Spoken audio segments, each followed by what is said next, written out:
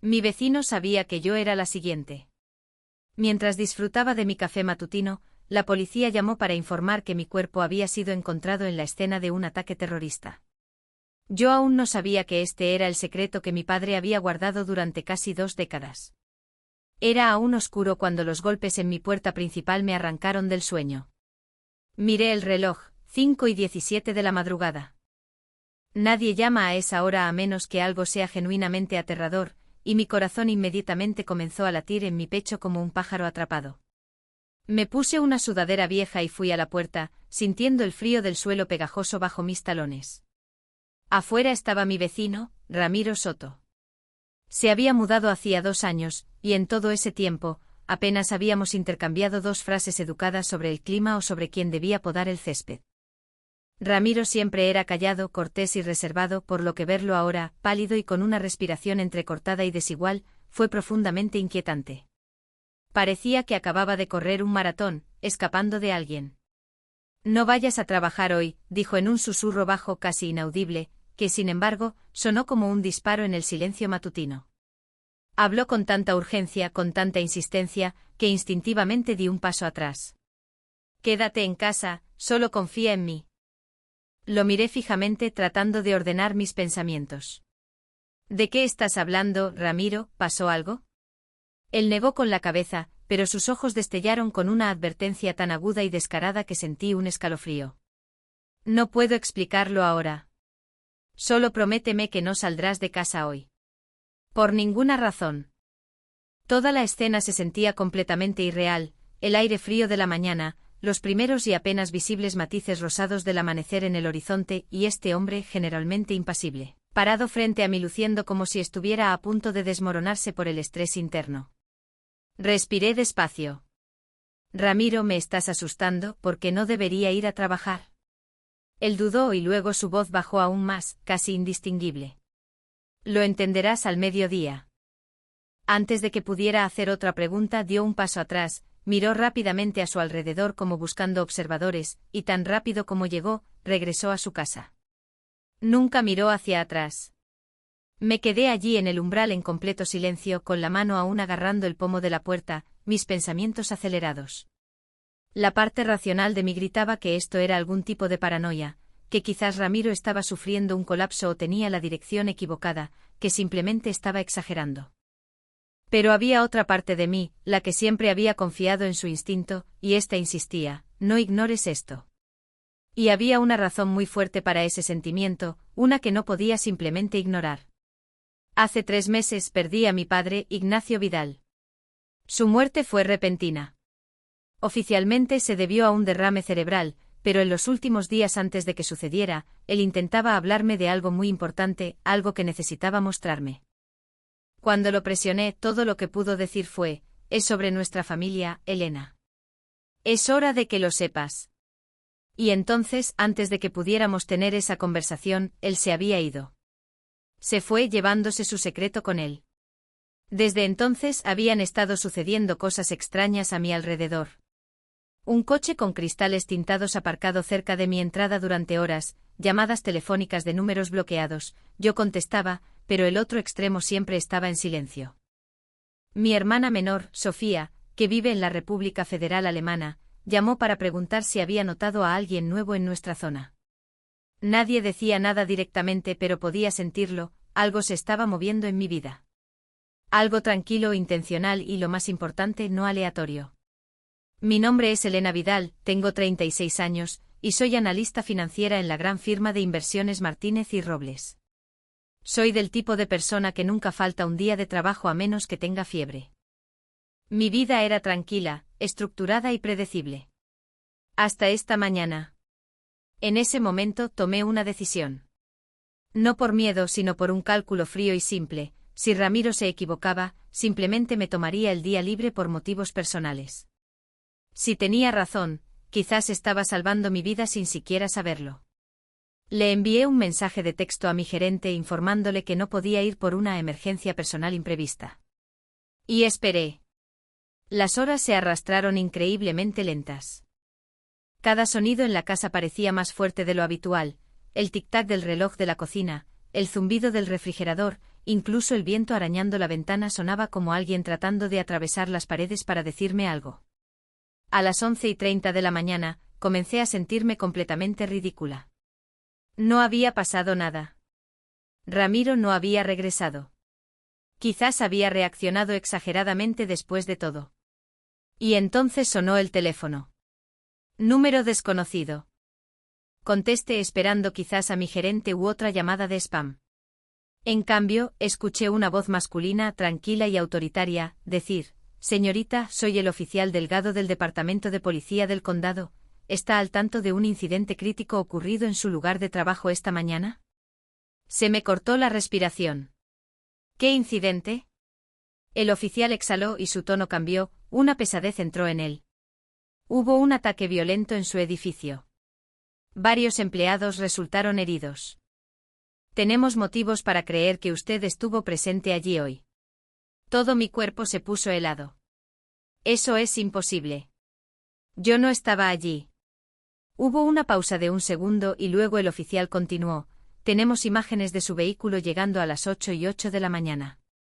Su tarjeta de identificación de trabajo se usó para ingresar al edificio, y los informes de seguridad dicen que fue vista por última vez en el segundo piso poco antes del ataque. Mis rodillas flaquearon. Me aferré al borde de la mesa para mantenerme en pie. Alguien había usado mi identidad. Alguien quería que yo estuviera allí. Y alguien quería que el mundo creyera que sí estuve allí. Le digo que no estuve allí, repetí, tratando de mantener la compostura. Alguien debe haber clonado mi tarjeta de acceso. Y entonces un pensamiento me golpeó tan fuerte que un escalofrío recorrió mi cuerpo. «Mi coche, ¿vio quién salió del coche en esas imágenes?» El oficial respondió en voz baja: «Las imágenes están corrompidas. No vemos la cara. Solo el vehículo entrando al garaje con sus placas claramente visibles». Mi pulso se aceleró. Quienquiera que haya hecho esto, tenía acceso a mi coche o a un vehículo idéntico. Mi identidad no solo había sido robada, había sido reemplazada. Miré por la ventana. Mi corazón latía con fuerza. ¿Estaba siendo vigilada? ¿Estaba alguien esperando que entrara en pánico y cometiera un error? Elena Vidal, dijo el oficial, su tono volviéndose aún más formal. Aproximadamente a las 11:50 de la mañana, se activó una alerta de emergencia en el segundo piso de su edificio. Tuvo lugar un ataque coordinado. Se informa que usted está desaparecida de la escena. Estamos obligados a localizarla por su seguridad y para interrogarla. Apreté el teléfono. ¿Interrogarme? ¿Por qué me interrogarían a mí? Esta vez la pausa fue más larga, como si estuviera eligiendo cuidadosamente sus palabras. Se encontró evidencia en el edificio. Se recuperaron artículos que le pertenecen cerca de la escena del incidente. Mi mente se quedó en blanco. Artículos que me pertenecen. Fue entonces cuando recordé a Ramiro, su rostro pálido, sus manos temblorosas. No vayas a trabajar hoy. Alguien había estado planeando esto, y yo estaba destinada a ser parte del plan, ya sea como víctima o como la principal culpable. Tan pronto como terminó la llamada, actuando por puro instinto, cerré todas las persianas y cerré todas las puertas. Mi respiración era superficial. Mi mente volvió a cada momento extraño de las últimas semanas, el hombre con traje observándome desde su coche, correos electrónicos de remitentes desconocidos preguntando si estaría en la oficina el martes, la sensación de que alguien había revisado mis pertenencias mientras yo estaba fuera. No era paranoia. Era preparación. De repente hubo otro golpe en mi puerta. Seco, controlado. No como un vecino preocupado, y ciertamente no como alguien en peligro. Era deliberado. Me quedé congelada y en silencio. Otro golpe. Luego una voz. Elena. Soy Ramiro. Abre la puerta. Necesitamos hablar. Me moví lentamente hacia la puerta, pero no la abrí. ¿Cómo sabías que la policía me llamaría?, pregunté a través de la madera. Su voz regresó, baja y firme. Porque no vienen a ayudarte. Vienen a llevarte bajo custodia federal. Nunca se suponía que despertarías en tu propia cama esta mañana. Mi cabeza dio vueltas. ¿De qué estás hablando? Ellos escenificaron ese incidente para eliminar a todos en ese edificio, dijo. Y se suponía que tú estarías allí. No como víctima, sino como la persona de quien culpar. Ahora te necesitan viva, solo el tiempo suficiente para que confieses algo que no hiciste. Una fría realización me invadió. Quienquiera que haya hecho esto, no solo quería deshacerse de mí. Querían borrarme y reescribir mi historia, convirtiéndome en la villana. Y todo lo que se suponía que sucedería antes del mediodía no se trataba del edificio. Se trataba de mí, de mi padre, de nuestra casa tranquila e irrelevante, y de los miles de millones de pesos mexicanos que, como supe más tarde, eran el lodo que se pegaba a nuestro apellido. Abrí la puerta lentamente. No porque confiara completamente en Ramiro, sino porque confiaba aún menos en el miedo. Sin pedir permiso, él entró y cerró la puerta tras de sí. Ya vienen de camino, dijo. Tienes minutos, tal vez menos, antes de que lleguen y declaren esta casa escena de un crimen. Me crucé de brazos, tratando de estabilizar mi respiración. ¿Por qué? Porque yo, ¿qué está pasando? Él no respondió de inmediato. Se acercó a la ventana y escudriñó rápidamente la calle. Luego bajó la voz: Elena, no me mudé aquí por accidente. Tu padre me pidió que te cuidara. Las palabras me golpearon como un golpe físico. Di un paso atrás. ¿Mi padre? No, mi padre era contador, un hombre normal. Él nunca. Ramiro se giró para mirarme. Tu padre nunca trabajó en finanzas. Esa era su tapadera. Estuvo involucrado en una investigación federal encubierta durante casi 2 décadas. Y tú eras parte de esa investigación, incluso sin saberlo. Tu padre nunca fue solo un contador.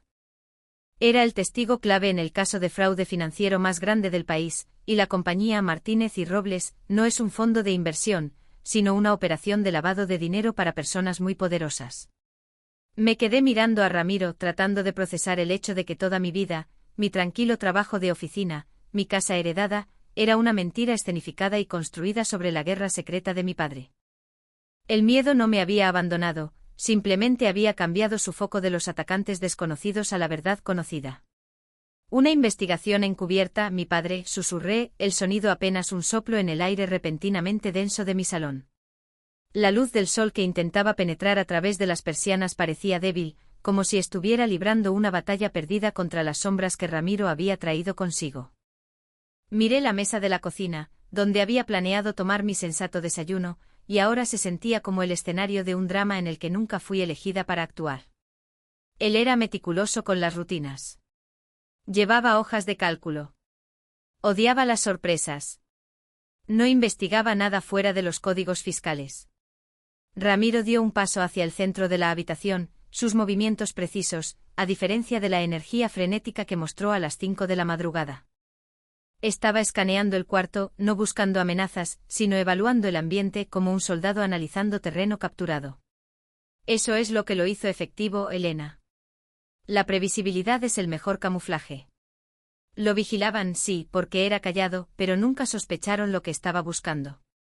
Estaba auditando sus empresas fantasma, buscando la fuente de la financiación inicial para esta iniciativa Génesis, como la llaman. Él la encontró. Y cuando se dio cuenta de que tú eras el resultado de esa financiación, fue entonces cuando actuaron para silenciarlo. Me palpitaba la cabeza. No era el shock del ataque, era la lenta y dolorosa comprensión de una vida entera vivida con los ojos vendados.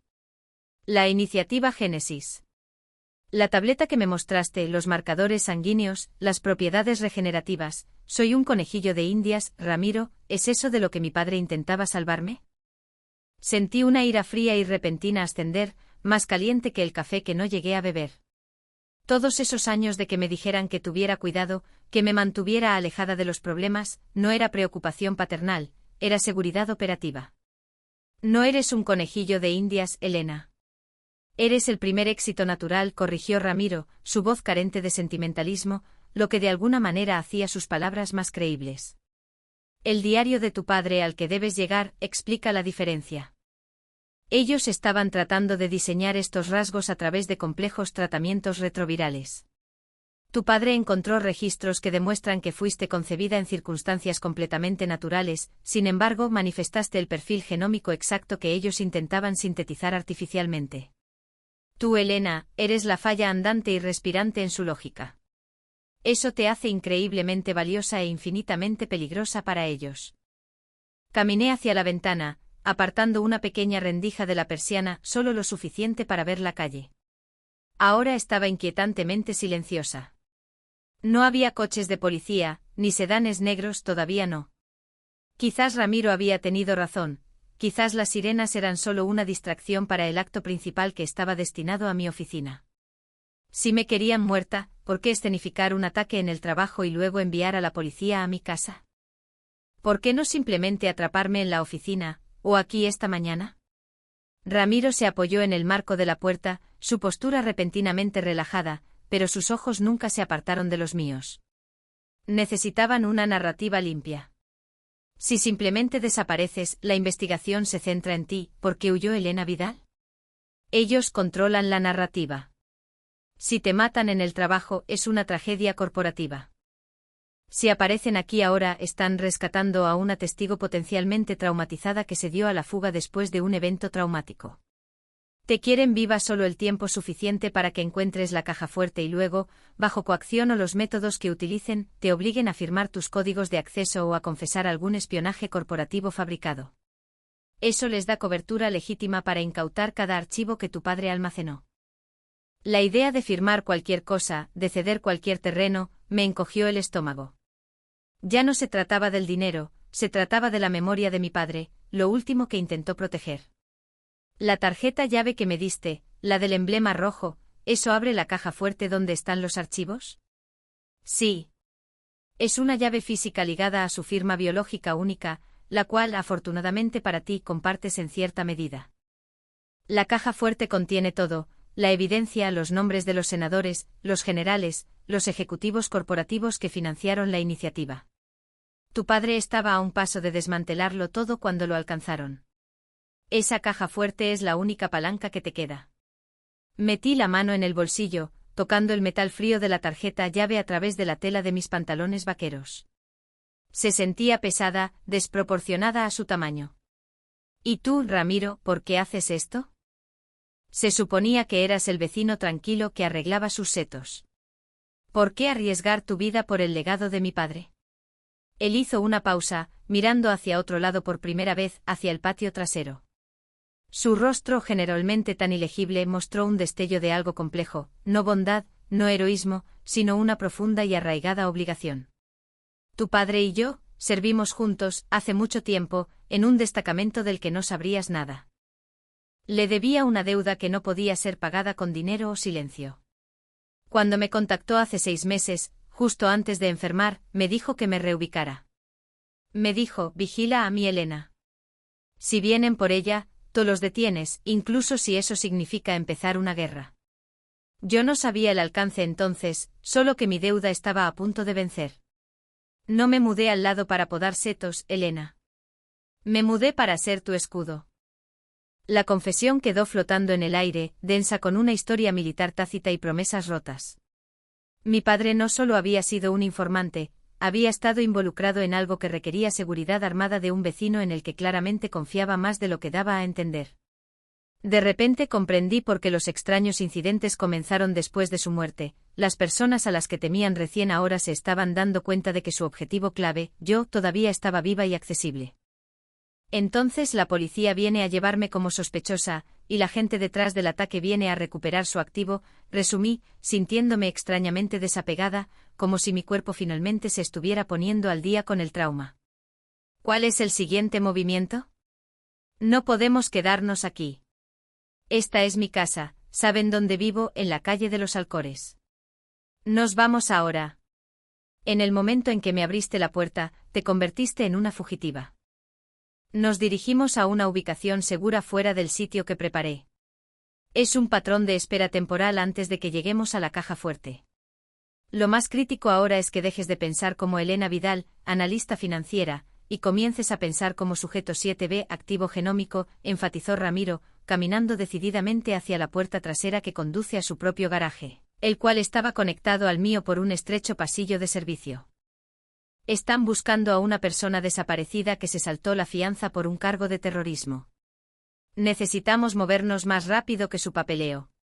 Se detuvo en el umbral entre nuestras dos casas. Escúchame atentamente, Elena.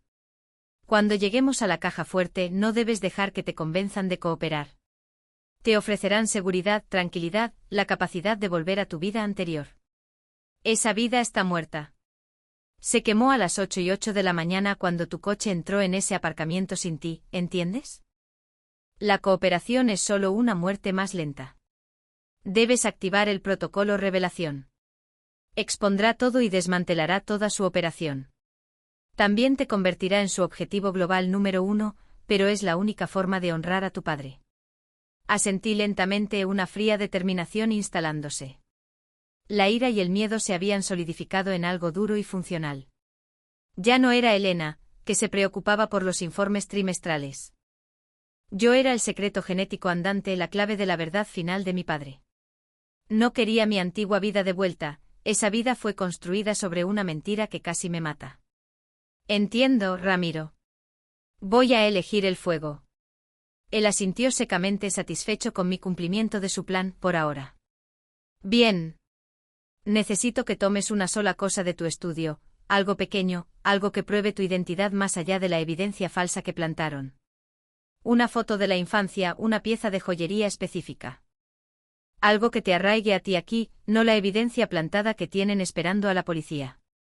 Mientras me movía hacia mi estudio, el primer, distante lamento de una sirena cortó la quietud de la mañana. No era frenético o caótico como una respuesta de emergencia típica. Era un sonido bajo, mesurado, moviéndose lentamente, deliberadamente, como un depredador probando el viento. No tenían prisa. Sabían que estaba acorralada y estaban seguros.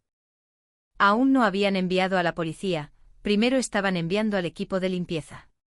Nos alejábamos de todo lo que conocía, pero el verdadero conflicto no estaba en las sirenas de la policía detrás de nosotros. Estaba en el fantasma de mi padre, quien me había sacrificado por la verdad antes de morir, y en Ramiro, cuya deuda podía ser más peligrosa que su lealtad. Agarré un viejo guardapelo de plata de mi mesita de noche, el único regalo que mi padre, Ignacio Vidal, me había dado, que no era práctico o deducible de impuestos. No se trataba de probar mi identidad al mundo, se trataba de probármela a mí misma. Cuando volví al pasillo de servicio, Ramiro ya estaba esperando con el rostro tenso. El metódico y bajo lamento de la sirena se había acercado, no solo una, sino un sonido complejo y superpuesto de múltiples vehículos convergiendo. No venían para una entrevista, estaban ejecutando una operación coordinada. Están cerrando la cuadrícula. El perímetro estará asegurado en 90 segundos, afirmó Ramiro con los ojos fijos en una pequeña pantalla táctica que había sacado, un dispositivo demasiado complejo para un exmiembro de fuerzas especiales saldando deudas. Esto confirmó que no era solo un antiguo asociado, todavía estaba conectado, todavía enchufado a la misma infraestructura que ahora me estaba cazando. Ese pensamiento añadió una nueva capa de fricción al miedo. ¿Estaba siendo rescatada o simplemente transferida a otro controlador? Nos movimos a través del pasillo de servicio hacia su garaje. El espacio estaba meticulosamente organizado, cajas de herramientas, un banco de trabajo y un gran SUV oscuro que parecía construido para algo más robusto que los recados suburbanos. «Súbete a la parte trasera», ordenó su voz cortante. Dudé mirando su rostro tranquilo y profesional. «Ramiro, la iniciativa, dijiste que está vinculada a familias prominentes, a linajes influyentes. ¿Mi padre estaba tratando de protegerme, o me usó como cebo para exponerlos?» La pregunta era dura, reflejando la repentina y brutal comprensión de que toda mi vida había sido transaccional. Él no se inmutó. Te protegió durante 36 años, Elena. Solo se dieron cuenta de tu importancia hace 6 meses, cuando tu análisis de sangre activó una alerta de alta prioridad. Te compró tiempo. La diferencia ahora es que ya no eres una niña a la que proteger. Eres la pieza final de evidencia. Y la evidencia debe ser entregada. Sus palabras, desprovistas de calidez pero brutalmente honestas, me parecieron lo más realista que alguien me había dicho en todo el día.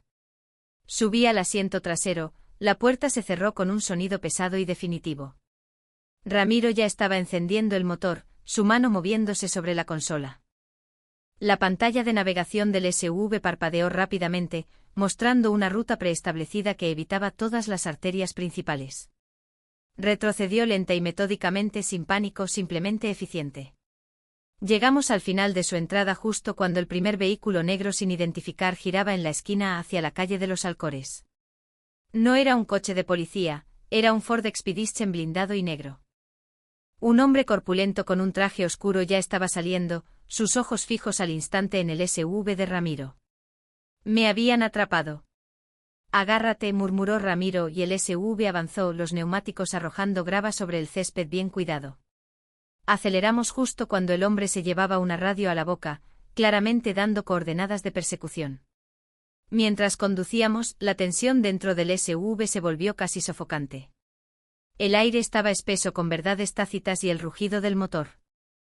Condujimos durante lo que parecieron horas, aunque probablemente fueron solo 20 minutos, serpenteando por caminos vecinales, Ramiro forzando el límite de velocidad lo suficiente para mantener la distancia sin atraer atención innecesaria. Háblame del dinero, exigí, rompiendo el silencio. Mi cerebro de analista, el que odiaba los conjuntos de datos incompletos, necesitaba detalles. Martínez y Robles. Mi padre los estaba auditando. ¿Qué tan profundo es el fraude?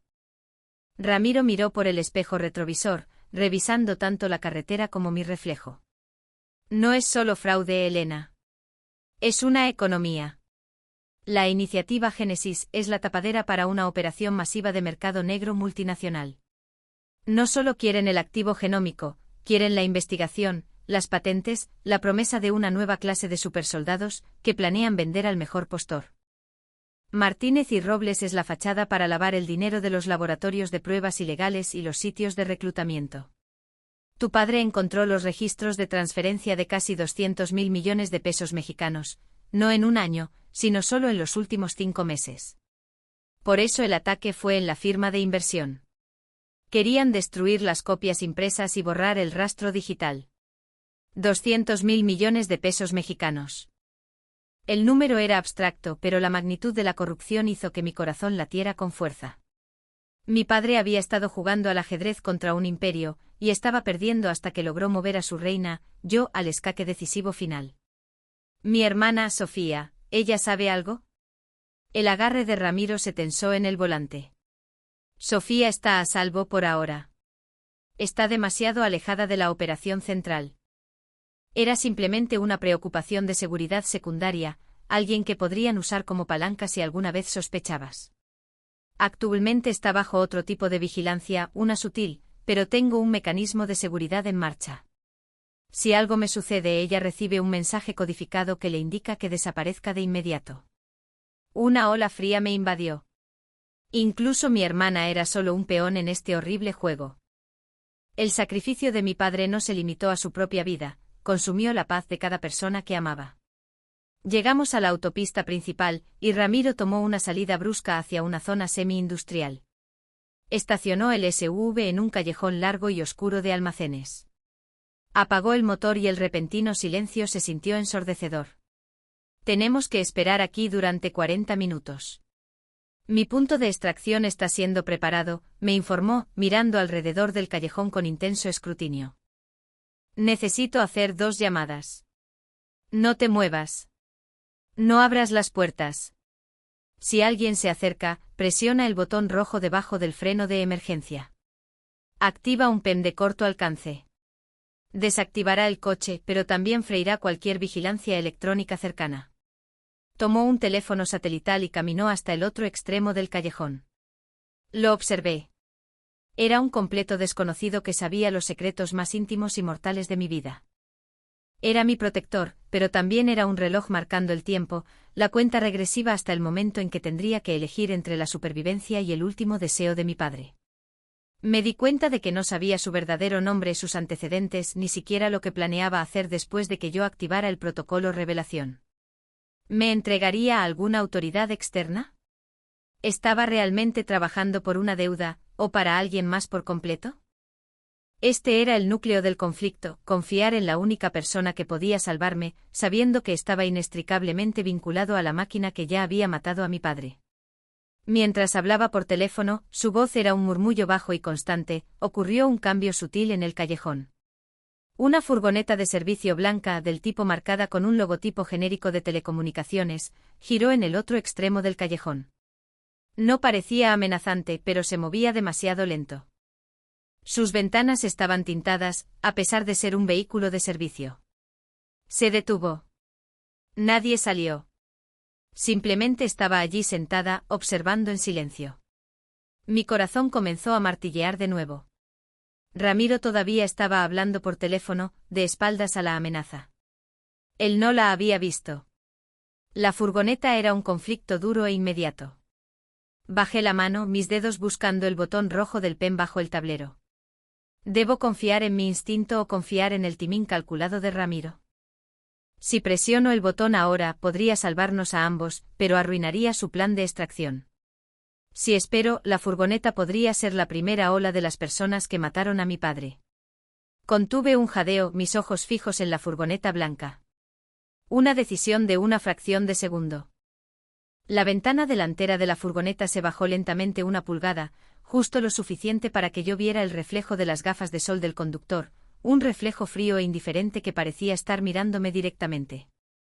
Mi mano se cernía sobre el botón rojo del PEM. La furgoneta de servicio blanca estaba demasiado quieta, demasiado paciente. Gritaba infiltración, no procedimiento policial. Ramiro seguía en su llamada satelital, su voz un murmullo bajo, completamente ajeno al peligro inmediato que bloqueaba nuestra salida. Si presionaba el botón ahora, la explosión del pulso electromagnético PEM anularía los dispositivos electrónicos de la furgoneta, dándonos segundos, pero también mataría el enlace satelital de Ramiro, su salvavidas, y potencialmente arruinaría el plan de extracción que había construido con tanto cuidado. Si esperaba, estaríamos muertas o capturadas. El peso de la decisión se sentía como si estuviera aplastando el habitáculo del SUV. Miré el guardapelo en mi mano. Demuestra tu identidad. Mi padre no solo quería que sobreviviera, quería que supiera contra quién estaba luchando. Esto no se trataba solo de 200.000 millones de pesos mexicanos, se trataba de genética y poder. De repente, Ramiro cortó su conversación bruscamente, interrumpiendo al interlocutor a mitad de frase. Se giró su cabeza enfocándose en la ventana trasera. Vio la furgoneta. Sus ojos se abrieron fraccionalmente, la primera señal real de alarma que había visto en él. Maldita sea, nos encontraron más rápido de lo previsto, siseó golpeando el teléfono satelital contra el salpicadero. Esa no es la Fuerza Federal. Esa es seguridad interna. Elena, ¿viste a alguien acercarse? No, solo la furgoneta. Está ahí sentada, completamente silenciosa, logré articular.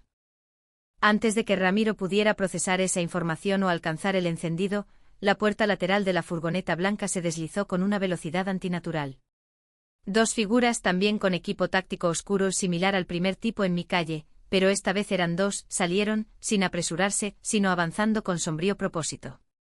No blandían armas, pero su postura era clara, estábamos rodeadas. El botón, Elena, ahora, gritó Ramiro mientras simultáneamente metía el SUV en reversa.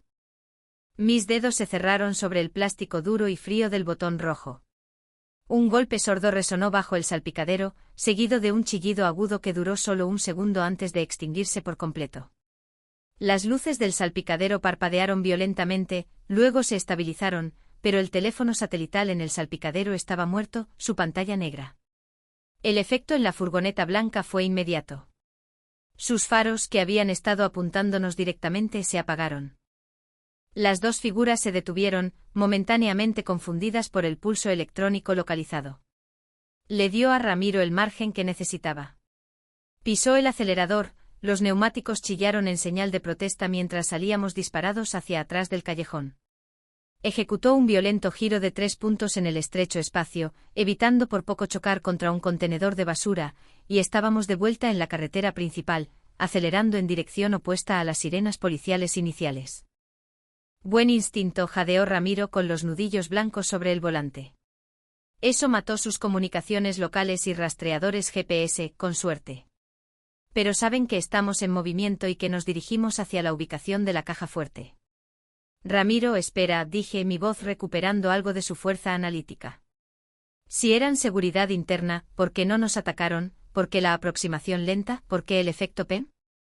El pulso también mató tu teléfono, pero ellos detuvieron el suyo instantáneamente. Ramiro giraba bruscamente a la izquierda en una calle lateral, sus movimientos volviéndose aún más frenéticos. No detuvieron el suyo porque no dependían de equipo comercial. Están usando blindaje. Hizo una pausa, respirando con dificultad. Este es el problema, Elena. Estamos persiguiendo un objetivo que se supone que es completamente ignorante, pero estás actuando como si hubieras sido preparada para esto. El aire en el coche se volvió ártico. Este fue el cambio. Ya no era solo mi protector, estaba cuestionando mis credenciales. Preparada como desafié, levantando el guardapelo plateado. Recogiendo una reliquia familiar, teniendo un mal presentimiento. Dijiste que mi padre te pidió que me vigilaras porque yo era el testigo clave. Ramiro condujo en silencio durante otro tenso minuto, el sonido de nuestro motor el único ruido además de mi respiración entrecortada. Nos acercábamos al giro final antes del búnker remoto y abandonado que ahora sabía que era nuestro destino. Tu padre me dijo que eras ingenua, admitió finalmente Ramiro, su voz baja y con algo que sonaba a amarga decepción. Dijo que te había informado sobre lo básico, el dinero, la historia de portada. Me dijo específicamente que no revelara el ángulo biogenético a menos que fueras directamente amenazada por los operativos de la iniciativa, no por los señuelos policiales. Pero reaccionaste al ataque de oficina escenificado como si supieras que estaba diseñado para inculparte, no para matarte. No preguntaste si tu identidad fue robada, inmediatamente preguntaste quién conducía tu coche. Eso no es un salto lógico de un civil, Elena. El dilema moral se cristalizó, ¿se suponía que debía estar tan informada? El plan final de mi padre no era solo exponer el fraude, sino convertirme en un arma, incluso si eso significaba mentirle al hombre jurado para protegerme. Tal vez soy más inteligente de lo que mi padre te dio crédito, repliqué, la adrenalina agudizando mi réplica. O tal vez te perdiste una parte clave de tu informe, Ramiro. Estás centrado en el rastro del dinero, la evidencia física. Pero mi padre no era un contador huyendo de una hoja de cálculo, era un científico huyendo de una creación. La iniciativa quiere el activo genético. Me quieren a mí. ¿Por qué me enviaría a la caja fuerte, el lugar donde se almacena toda su evidencia contra el crimen financiero, si el peligro real era genético? Me incliné hacia adelante aprovechando la ventaja mientras él estaba distraído por la carretera. Si la evidencia en la caja fuerte solo prueba el fraude, y están dispuestos a matar por el genoma, entonces la caja fuerte es una distracción, ¿no es así? Un señuelo. Tu trabajo era llevarme a la evidencia. Pero, ¿y si el verdadero mecanismo de seguridad de mi padre no era la caja fuerte? ¿Y si era algo que me dijo a mí específicamente, algo que tú no sabes, porque solo te asignaron al encubrimiento financiero? Ramiro pisó los frenos a 100 metros de la entrada del búnker. Apagó el motor, el silencio repentino haciéndose eco de la tensión. Me miró, su expresión ahora completamente ilegible, una máscara cayendo en su lugar. ¿Qué te dijo, Elena? Exigió. El protector se había ido, reemplazado por un operativo que exigía códigos de acceso.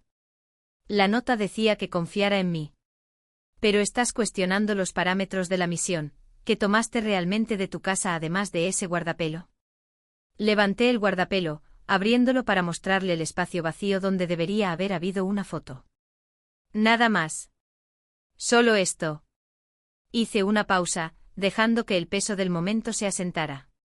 Pero cuando fui a mi estudio, Ramiro, no busqué una foto. Busqué el doble fondo en el cajón de mi escritorio. El que mi padre me mostró cuando tenía 10 años, diciendo, siempre sabes dónde está tu efectivo de emergencia. Encontré 50.000 euros en bonos al portador. No evidencia digital. Dinero físico e irrastreable. Eso no era para la investigación de la iniciativa. Eso era para huir. La comprensión amaneció en el rostro de Ramiro con claridad lenta y agonizante. Mi padre no solo me había preparado para el descubrimiento, me había preparado para la fuga de todos, incluido su supuesto aliado. El verdadero preclímax no fue el acercamiento del enemigo, fue el colapso total de la única confianza que pensé que tenía. Los bonos al portador, susurró Ramiro luciendo devastado, su compostura finalmente rota. No confiaba en mí. Nunca tuvo la intención de que te llevara a la caja fuerte, ¿verdad? Tenía la intención de que desaparecieras con el dinero después de que te dieras cuenta de que el ataque era una trampa. Mantuve su mirada, el aire vibrando con la repentina traición moral. No lo sé, Ramiro. Pero sé que no te voy a dar el dinero, y estoy segura de que no voy a seguir tu ruta planeada hacia la caja fuerte si eso significa caminar hacia la próxima trampa. Ahora tenemos dos caminos, el final del juego financiero de tu padre, o la ruta de escape de mi padre. ¿Por qué camino vamos? El silencio en el SUV después de mi comprensión fue más pesado que el peso de los bonos al portador en mi bolsillo. Ramiro parecía alguien que acababa de ver cómo todo su informe de misión se desintegraba. La entrada del búnker se alzaba ante nosotros, la puerta de metal parecía menos una bóveda segura y más las fauces de un depredador a la espera. Él no confiaba en mí, dijo Ramiro finalmente, las palabras planas. Todo este tiempo estuve luchando contra sus fuerzas perimetrales, distrayendo a los señuelos policiales, asumiendo que el objetivo final era la caja fuerte. Pero si te dio dinero en efectivo para escapar, entonces la caja fuerte era el cebo para mí. Se pasó una mano por la cara, luciendo de repente todos sus años. Me tendió una trampa. Sabía que seguiría el protocolo para asegurar la evidencia. Sabía que si tenía éxito, serías capturada por las autoridades, etiquetada oficialmente como terrorista, y la iniciativa ganaría discretamente, reclamando activos y cubriendo el rastro del dinero simultáneamente. El dilema moral ya no se trataba de elegir entre dos caminos, se trataba de elegir entre dos mentirosos. Mi padre, que me usó como sacrificio por la verdad, y Ramiro, que me usó como garantía para su deuda. Y tú, desafié, apretando el guardapelo. ¿Tú sabías de los bonos? Se suponía que me llevarías a la caja fuerte, asegurarías la evidencia y luego me entregarías al grupo de trabajo federal cuando llegaran a rescatar a la testigo traumatizada. Ramiro sostuvo mi mirada y por primera vez vi una verdadera derrota, no frustración táctica. Sí. Si aseguraba los datos de la caja fuerte, mi deuda con tu padre se saldaría. Él construyó la contingencia para limpiar el desastre financiero primero.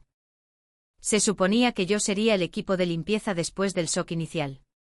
Si hubieras activado el protocolo revelación, el caos habría sido manejable para ellos. Podrían haber descartado la fuga de datos como un movimiento de un agente deshonesto, es decir, yo mientras seguían ganando el control físico sobre ti, sujeto 7B. Él lo diseñó para que incluso en la victoria, ellos retuvieran el premio. Este fue el punto más bajo del amor complejo y agonizante de mi padre. No solo me había protegido, me había convertido en arma controlando las variables, incluso las variables de mi supuesta protección. Entonces cambiamos las variables otra vez, afirmé, la decisión fría y definitiva. El sonido de vehículos pesados acercándose desde la carretera principal era ahora inconfundible, la persecución real, no los señuelos. Miré la puerta del búnker. La caja fuerte es el señuelo. No la abrimos. Vamos al terminal de control, pero no presionamos el protocolo revelación, presionamos el protocolo adquisición. El que me advertiste, rendición. Ramiro me miró consternado.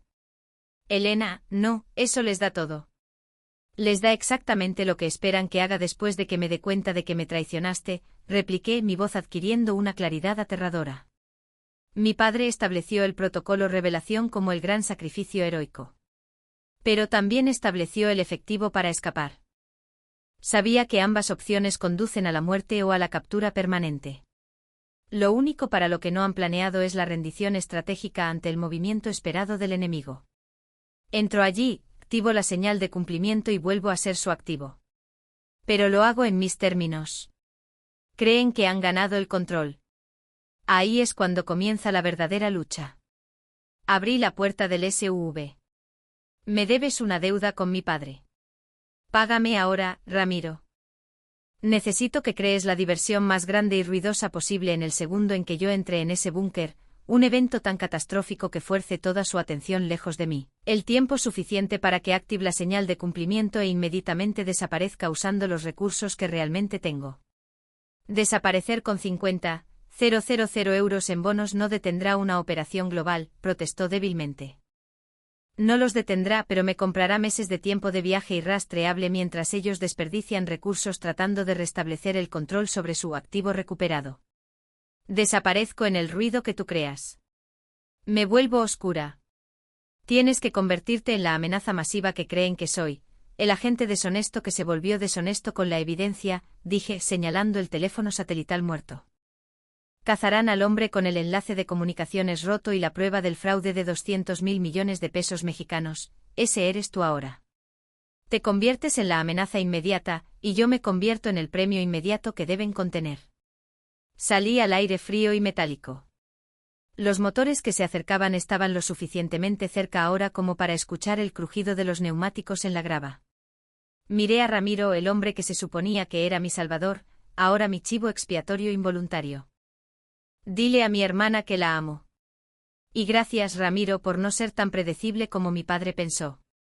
Le di la espalda al SUV y caminé hacia la puerta del búnker, que gimió al abrirse automáticamente, quizás detectando la proximidad preprogramada de su sujeto designado. Al entrar en la oscura cámara no busqué el diario ni el terminal. Miré las sombras, sabiendo que el acto supremo de desafío no era exponer al monstruo, era dejar que el monstruo pensara que ya había ganado, solo para descubrir que su propiedad más valiosa se había escapado de sus dedos una vez más. La puerta se selló detrás de mí con un golpe sordo y definitivo. En la oscuridad, no busqué el botón del protocolo adquisición. Busqué los puntos débiles estructurales, los conductos de ventilación, el camino fuera de la bóveda antes de que pudieran siquiera terminar de celebrar su victoria. El juego real acababa de comenzar, y las reglas ahora eran completamente mías. La pregunta no era cuánto valía yo para ellos, sino cuánto valían ellos para mí para destruirlos.